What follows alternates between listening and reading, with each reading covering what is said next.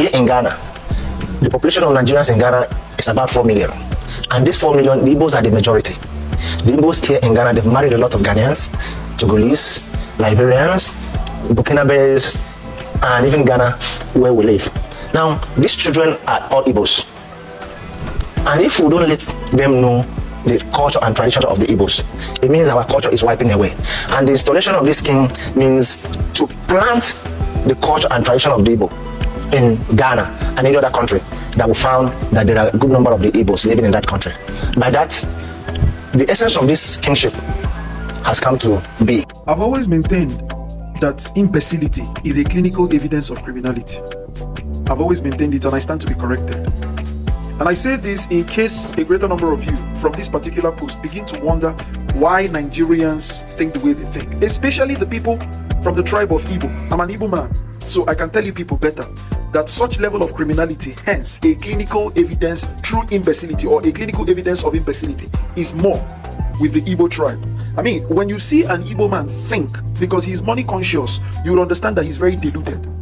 They don't care about rationality. They can do things, they can talk like madmen. They don't reason, all because of the money. So in their bid and their desperate chase for the money, you find out that their mind, you see, that's why they say that it will be hard for a rich man or one that chases money to enter a healthy mental state, which is what we call paradise spiritually. They say it will be easier for a camel to enter the eye of a needle than for a man that chases money to have a healthy state of mind, to be sane enough. And that's exactly what happens to you. Now, what do I mean by this? How could this be your reason, your justification for coming to another man's land and clinging to chieftaincies and king? Ask me, even in the Bible, or where logic and rationality applies, have you ever seen a person leave his own land, go to another man's land, and start claiming kingship? If you've given birth to children with the ladies of the people you had, claimed to, take them back home. This is not the reason for you to come to another man's land and start running all these kingship, eze, and all these things. Royalty. See, no matter how royal you are in your place, when you come to another man's land, leave it at the doorstep. This is another man's house, and you're coming to claim a king in another man's house. And you know the funny thing? The funny thing is that these same people in their own land can't even claim this right. These same people in their own land can't even do this thing they are doing. They come to another man's land and they start showing rights. Anyways, this is not something that should shock a great number of us who already know who the Igbos are. I'm going to tell you people a very little story, a real life story. So, Enugu State and Ebonyi State are neighboring states in the eastern part of Nigeria, highly dominated by the Igbo tribe. In fact, it belongs to the Igbo tribe. Now, what I'm about to tell you will shock you as a Ghanaian and as a South African. Do you know that the governor of Ebonyi State lives in Enugu State? The governor of Ebonyi State lives in Enugu State.